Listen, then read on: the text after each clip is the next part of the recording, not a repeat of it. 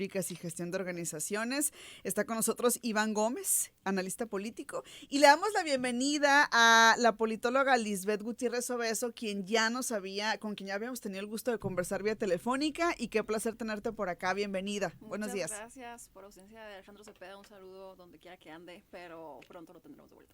Pronto estará por acá de vuelta, si anda por ahí de viaje o algo. Pues muchas gracias, Lisbeth, por acompañarnos, ¿no? Igualmente. Y bueno, pues varios temas que hay por ahí en la mesa, se van acumulando los temas, y en este caso, ya que estamos en un momento crucial, es imposible dejar de tener la mira en el INE, ¿no? Que es el órgano encargado de realizar las elecciones en nuestro país. El presupuesto de 37,000 millones de pesos que prevé para el 2024 ha generado muchísimas opiniones. De hecho, el presidente ya habló al respecto. El proyecto de presupuesto que trabaja el INE para 2024 y que asciende a 37,000 millones de pesos es excesivo y podría ser reducido hasta en 10,000 millones de pesos, así lo afirmó el presidente López Obrador. A pregunta expresa, aseveró que corresponderá a la Cámara de Diputados realizar los ajustes correspondientes. En conferencia dijo que de acuerdo a la información con la que cuenta, solamente en Estados Unidos y en Canadá, el costo por elector es superior al del país, con 21.8 y 9.3 dólares por elector, en tanto que en México asciende a 9.1 dólares. Es el dato, las cifras que daba por ahí a conocer el presidente. Y bueno, señaló que el país tiene muchas carencias sociales que deberían atenderse, por lo que sugirió la posibilidad de reducir el costo electoral en el país. Vamos a escuchar un audio, lo que dijo al respecto el presidente. Sí, yo considero que es mucho y que podría ahorrarse. Pues como 10,000 millones. Pues hay muchas carencias, hay muchas necesidades.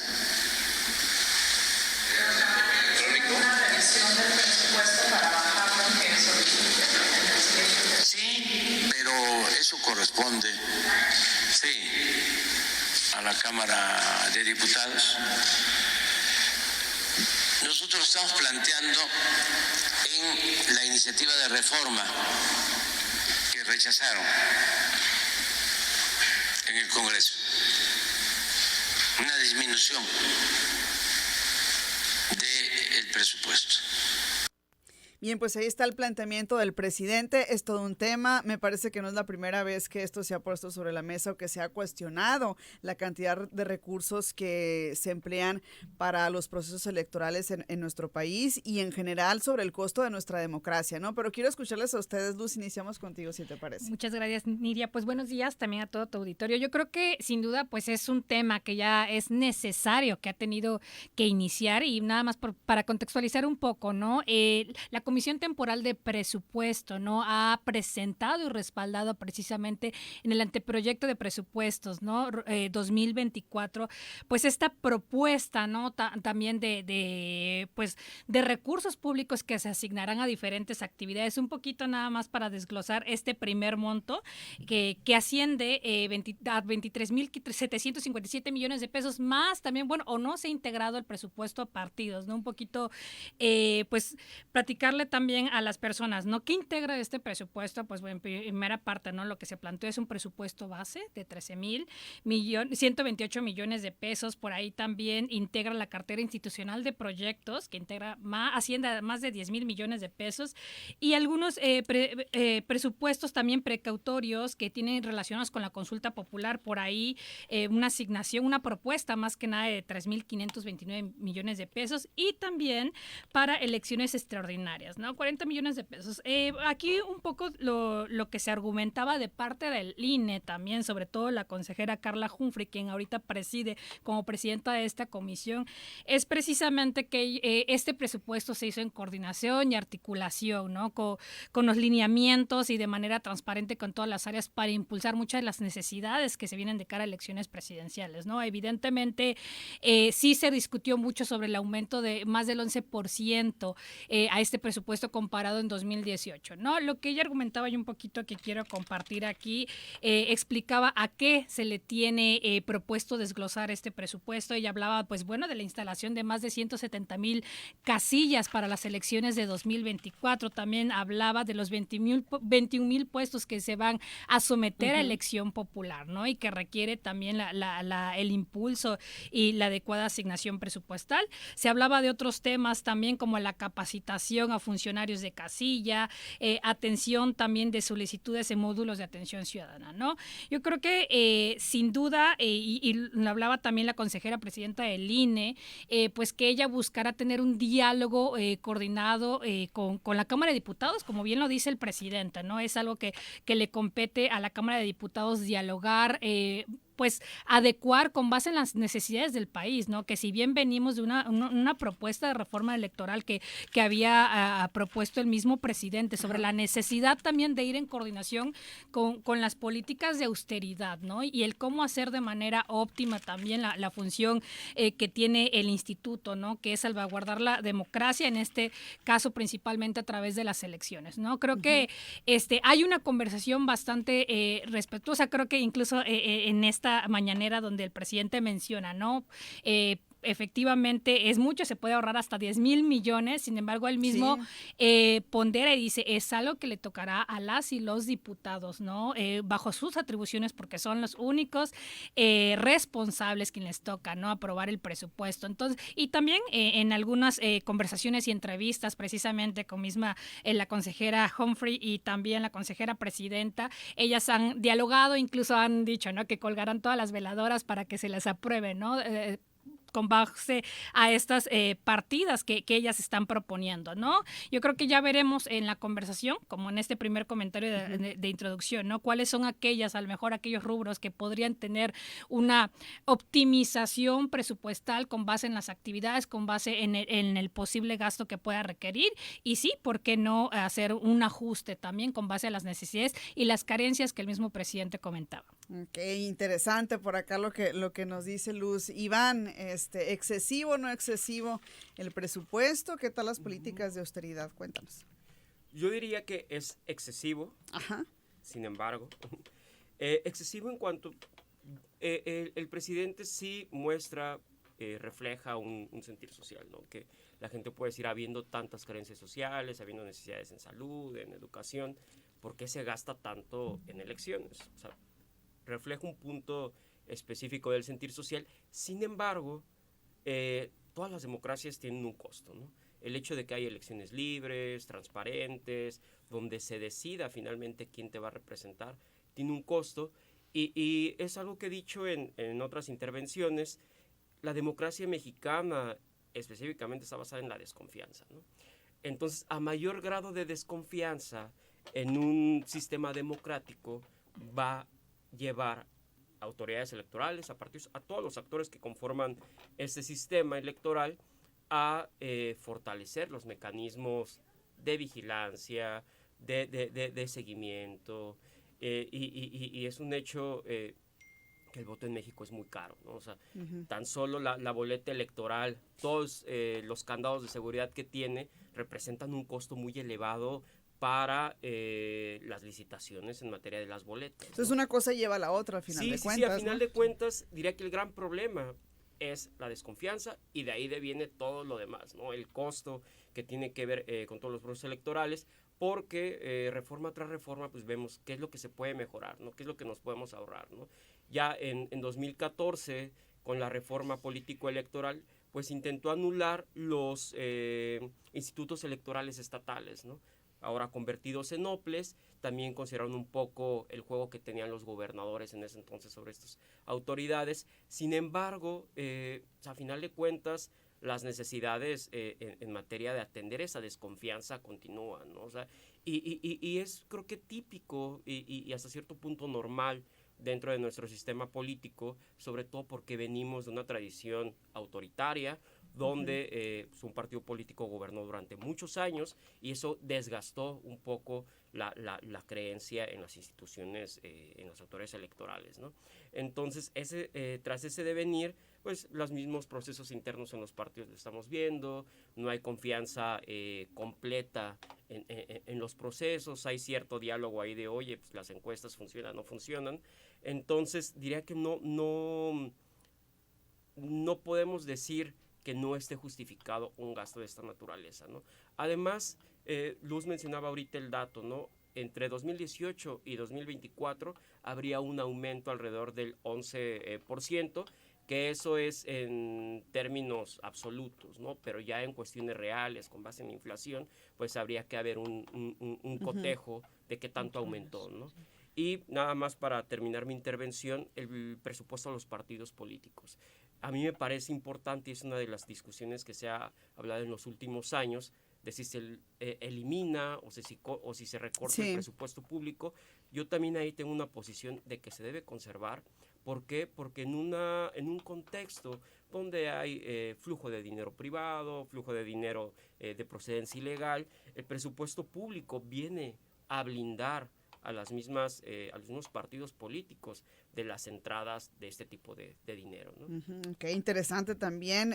Yo te preguntaría por acá, Lisbeth, si consideras que esta desconfianza que la gente tiene en la democracia también hace que reprueben el presupuesto para las mismas. Sin lugar a dudas, estamos pagando el costo de la legitimidad de los procesos electorales que dan pie precisamente a la gobernabilidad. Se tiene una mala percepción de todos los actores políticos y esto no es algo nuevo. Ya veníamos padeciendo el desgaste en nuestro país en todos los órdenes de gobierno y fuera del mismo. Existen personas que ejerciendo participación ciudadana se involucran necesariamente con partidos políticos o con instituciones de gobierno que a los ojos de ciudadanía que no tienen contacto directo con estas instituciones, pues se comienzan a ver desgastados y desgastadas. Recuerdo que se ha quedado un poco de lado la Estrategia Nacional de Cultura Cívica, que daría pie a que el costo de las elecciones pudiera ir bajando cada vez paulatinamente, digamos. ¿Por qué? Porque como bien señalaban hace unos momentos, lo que cuestan las elecciones es un blindaje de la desconfianza y malas prácticas que se han presentado en el pasado. Sin dejar de mencionar que el contexto de violencia en algunas secciones electorales pues también compromete sobremanera la ejecución de los propios procesos electorales, inclusive su preparación. Entonces, los procesos electorales solamente son como la punta del iceberg de una gran sintomatología que es cómo está configurada la ciudadanía a partir de cómo nos forman antes de la cualidad de ciudadano desde las familias. Oye, acabas de tocar un tema crucial también, la seguridad también, ¿no? Que se ha vuelto cada vez, a medida que van pasando los años, me parece que cada proceso va incrementando este punto, se vuelve cada vez más álgido, ¿no?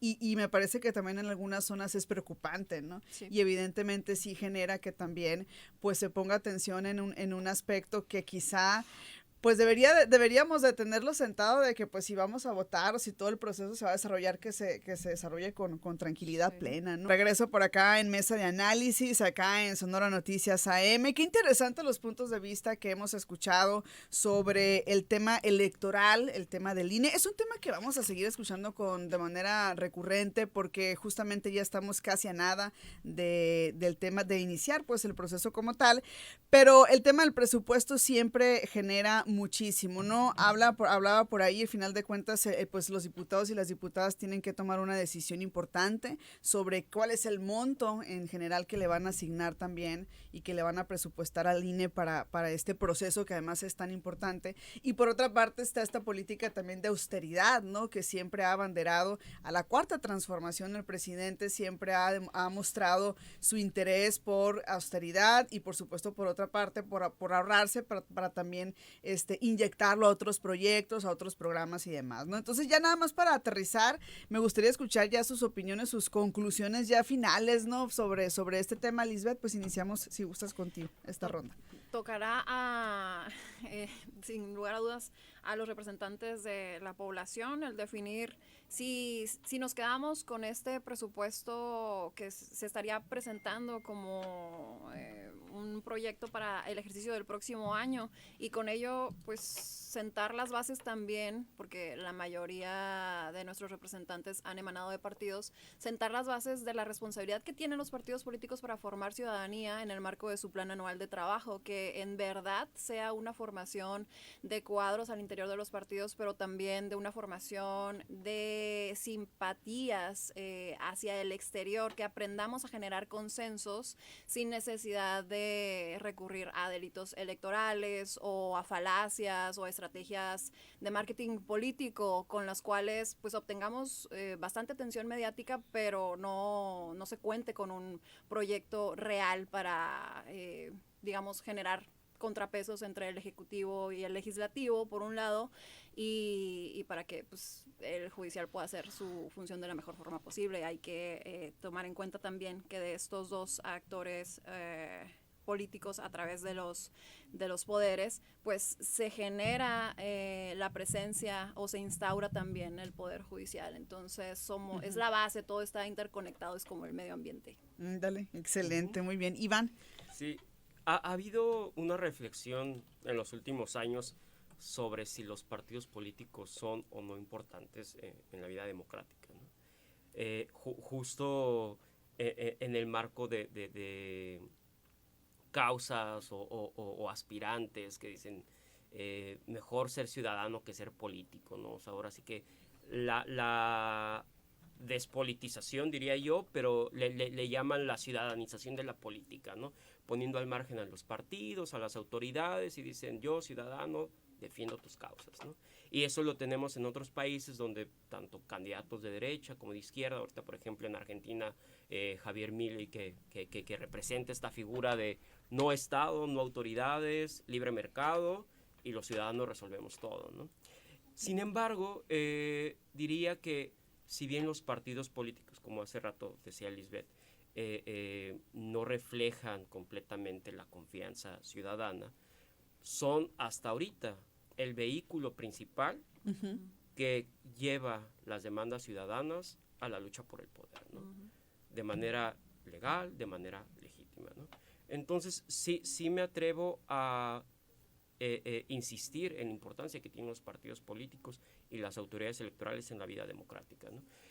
Y en la justificación del presupuesto a los partidos, en general al INE y toda la organización electoral, considero que está, por un lado, en el aumento del padrón electoral, ¿no? Ok, eso también es importante. En 2018 participaron alrededor de 91 millones de personas.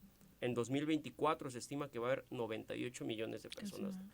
Es decir, 7 millones de personas más van a votar este año, y pues toda la inversión que se requiere para que estas 7 millones de personas adicionales voten, ¿no? Y también salir un poco de la idea de que el INE es solo la figura del Consejo General, ¿no? Los consejeros, sino hay una estructura tanto administrativa como territorial que se moviliza para lograr que el día de las elecciones la gente vote, ¿no? Me refiero a aquellas personas que preparan a los funcionarios de casilla, ¿no? Los CAE, ¿no? O sea, las capacitaciones. Los capacitadores, los supervisores que tocan las puertas de las casas para poder hacer esta capacitación, ¿no?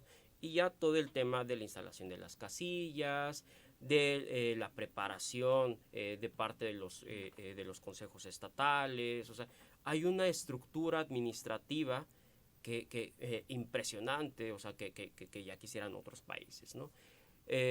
Sin embargo, también es importante reconocer, y con esto cierro, sí el propósito que tiene el proyecto de la Cuarta Transformación de ahorrar el mayor número de recursos, ¿no? Y precisamente la presidenta de la Comisión Temporal de Presupuesto, Carla Humphrey, habló en ese sentido, ¿no? Lo que se va a hacer es, la línea base no va a ser lo que se presupuestó el año pasado, ¿no? Sino si hubo un subejercicio de los recursos públicos en torno a ciertos aspectos del presupuesto, la línea base va a ser lo que finalmente sí se gastó, ¿no? Entonces, a partir de eso habría una reducción posible ya en lo que discuta la Cámara de Diputados y que finalmente apruebe los mismos legisladores. Entonces sería estar expectantes hasta el mes de noviembre para ver cuánto finalmente le va a corresponder al INE y a los partidos políticos. Sin embargo, yo, insisto, no demeritaría la función electoral. Adelante, te escuchamos. Gracias, Nidia. Pues brevemente, yo me quedaría en lo que se asigne presupuestalmente, que se refleje concretamente a través de los OPLES también y los partidos, ¿no? Creo que hay acciones, hay programas presupuestales, o se puede reflejar en más que nada en actividades presupuestales que son necesarias, ¿no? Y que sí devienen de la desconfianza que viene, incluso de la inseguridad, pero creo que es necesaria también, y creo que eso lo recalca mucho el presidente, es la no simulación, ¿no? Que se vea reflejado precisamente, por ejemplo, las acciones en materia de atención a violencia política a las mujeres por razón de género, ¿no? Okay. También la acción del voto a personas en prisión preventiva oficiosa, ¿no? Entonces creo que hay acciones que son necesarias, incluso se habló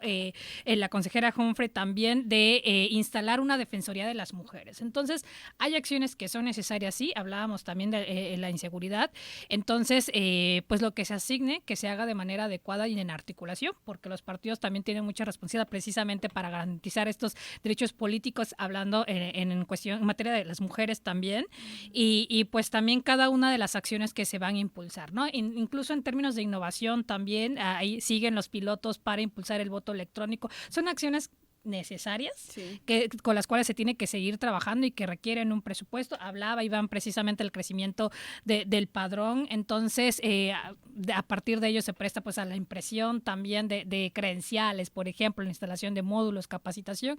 Entonces simplemente es que esté articulado con todos los funcionarios que tienen que atender y reflejar prácticamente, ¿no? Este deber, y el deber pues es salvaguardar la democracia de México. Muy excelente. Y otro punto, otro tema, porque al final de cuentas no nos vamos a desprender mucho, tiene que ver de alguna manera el siguiente tema con el tema electoral. Ebrard denuncia guerra sucia y acarreo a favor de Sheinbaum, ¿no? Y esto es muy importante. Aseguró que la competencia para elegir al candidato de Morena o la candidata de Morena para las elecciones presidenciales de 2024 se reduce a la ex jefa de gobierno de la Ciudad de México y a él. Esta decisión es Claudia Olló, declaró este miércoles durante una conferencia de prensa celebrada por allá en la alcaldía Miguel Hidalgo, allá en la Ciudad de México, tras argumentar que su partido tiene la delantera frente a la oposición. Además denunció guerra sucia, intimidación y acarreo a favor de la exjefa de gobierno, reprobó los espectaculares y demás publicidad a favor de la exjefa de gobierno de la Ciudad de México. Vamos a escuchar lo que dijo. Dicen que Morena tiene una altísima probabilidad de ganar las elecciones de 2024. Altísima probabilidad. Es decir, tiene el respaldo de la mayor parte de la población en México. Las demás encuestas lo que dicen es que nosotros vamos adelante de Claudia Sheinbaum al día de hoy. Esta es una síntesis que hicimos al día de hoy. Nosotros no pagamos para que se publiquen, no pagamos encuestas. Y esto es donde estamos hoy en la realidad. Esto te lleva a una conclusión que me interesa hoy compartir a la opinión pública, que es, esta decisión es o Claudia o yo, o Marcelo o Claudia. Estoy viendo que esto es verdad, esas encuestas, porque nunca habíamos visto tanto acarreo como lo que estamos viviendo ahorita. No habíamos visto tanto paga de encuestas falsas. No había yo visto una campaña negra incluso contra mi familia. Lo que estamos viendo ahorita, están usando masivamente a la Secretaría del Bienestar en todo el país. Están utilizando las brigadas para decirle a la gente que el presidente quiere que sea Claudia. Están haciendo un acarreo de veras monumental. Ahí está lo que dijo Marcelo Ebrard, y la aspirante presidencial Claudia Sheinbaum negó que use recursos públicos para ganar simpatizantes y pagar encuestas que la ponen como la preferida para ser la candidata del partido en 2024, como denunció el ex canciller Marcelo Ebrard. Ella recordó que el gobierno de la Ciudad de México ha desmentido que se hayan pagado encuestas y negó que los servidores de la nación o personal de bienestar estén contratados para ganar adeptos y adeptas a su favor. Escuchamos. Primero que es falso, que no lo haríamos. Hay varios temas, por ejemplo, que han salido, que incluso el gobierno de la ciudad ha desmentido, y tampoco servidores de la nación o personal de bienestar de la ciudad. No, todo es voluntario lo que se ha hecho hasta ahora. A mí nunca me van a escuchar hablar mal de mis compañeros. Al contrario, siempre voy a hablar bien. Siempre voy a hablar bien de Marcelo. No ha habido acarreo, no ha habido recursos públicos. Lo niego absolutamente. Y lo más importante, que me ayuden a comunicar.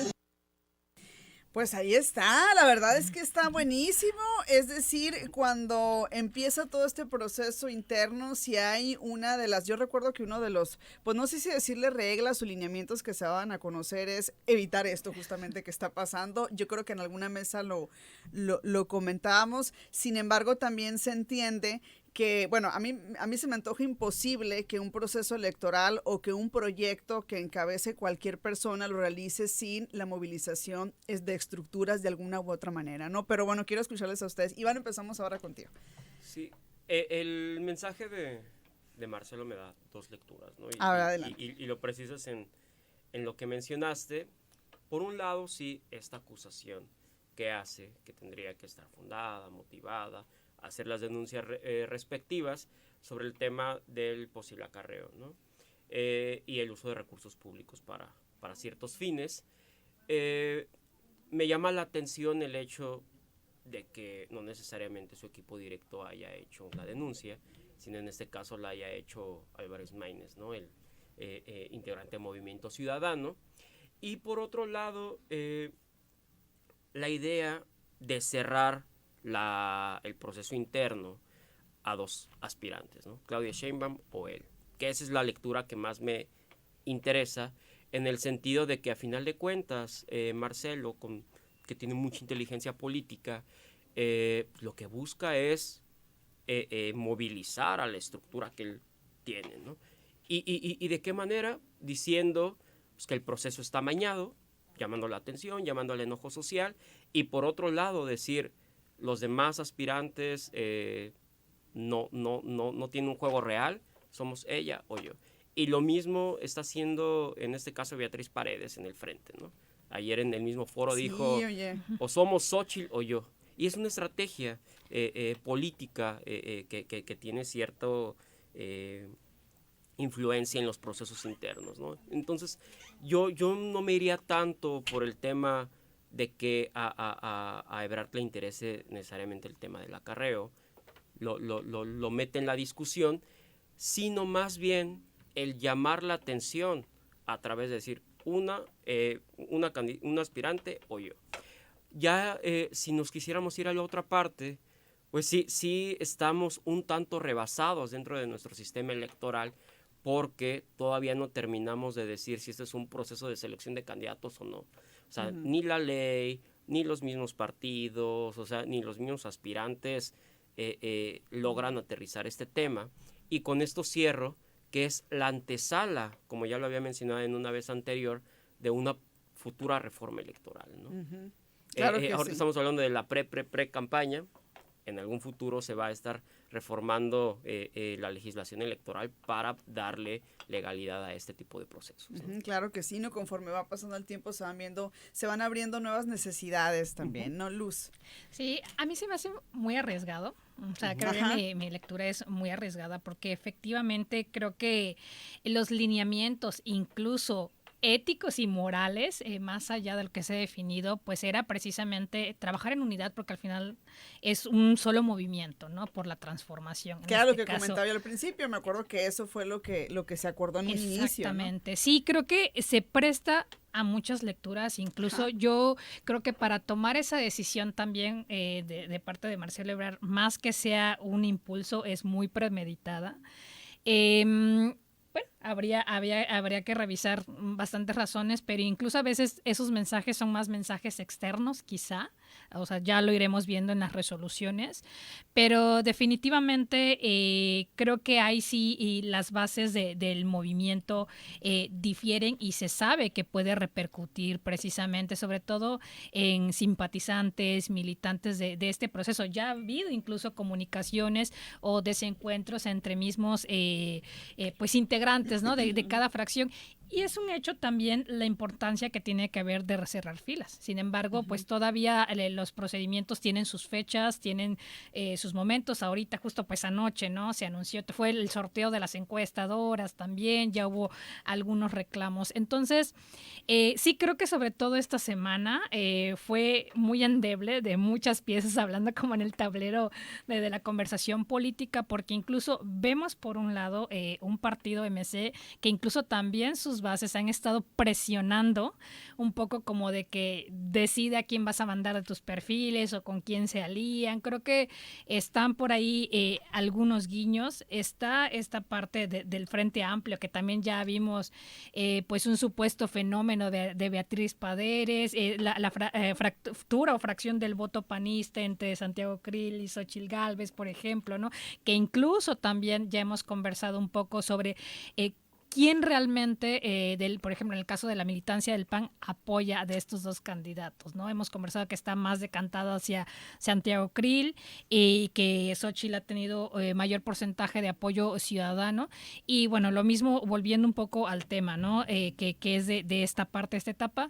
Precisamente yo creo que Marcelo lo sabe también la capacidad que tiene de movilizar, sabe también los grupos que están con él. Y yo creo que pues el llamado sería precisamente a la unidad. Él ha mostrado una reticencia, que es un candidato de Morena, ¿no? Sí. Porque él se siente fundador, él es parte importante también del movimiento como tal, ¿no? Entonces, yo creo que aquí amerita mucha conversación por el bien de México, por el bien del proyecto sobre todo. Claro, muy bien. Lisbeth. Pues como estrategia de marketing le está funcionando bastante, sin necesidad de presentar evidencias o una sentencia en firme. Ha acaparado sin lugar a dudas los reflectores de todo el país y no es para menos, solamente hay una oportunidad más que estaría sintiendo que se le escaparía de las manos, pero ¿a qué costo? Al costo de la unidad, de una transformación que ha pedido la población en México desde hace bastantes años y ahora que finalmente pues tiene cabida en las instituciones de gobierno, el que pueda tener una continuidad de la mejor forma posible se compromete con este tipo de manifestaciones. Y pues claramente es una estrategia porque desconoce que son 6 quienes están aspirando por esa posición y que la decisión pues finalmente la van a tomar aquellas personas que sean encuestadas. Ahora, ¿qué expectativas tendría la población a la que sí lleguen a encuestar? Pues el desempeño de cada una de estas personas, qué propuestas presentaron durante las visitas en las comunidades, cuáles son los proyectos que pretenden ver, que tengan a bien considerar que continúen en el país con base, pues ya sea en estos aspirantes o por parte de la oposición en determinado momento. Porque pues hay que recordarlo, estamos en una democracia y si bien tenemos la libertad de expresarnos, también hay que hacerlo con premisas verdaderas. Yo, pues desde el punto de vista politológico, siempre mi llamado ha sido, si vas a tomar algún proyecto de liderazgo en materia política, básate en premisas verdaderas. No tiene caso decirle a las personas que vas a realizar X o Y proyectos si sabes que cuantitativamente no puedes lograrlo. O que no es viable, ¿no? O que no es viable. Entonces, en este caso no estamos discutiendo sobre una sentencia en firme donde se haya comprobado a través de un procedimiento que alguno o alguna de quienes aspiran a esa posición pues haya incurrido en algún delito. Por lo tanto, pues, la unidad no tiene por qué verse comprometida. Aquí pues el único que pretende más bien ganar algo pues es la persona que está provocando el debate público.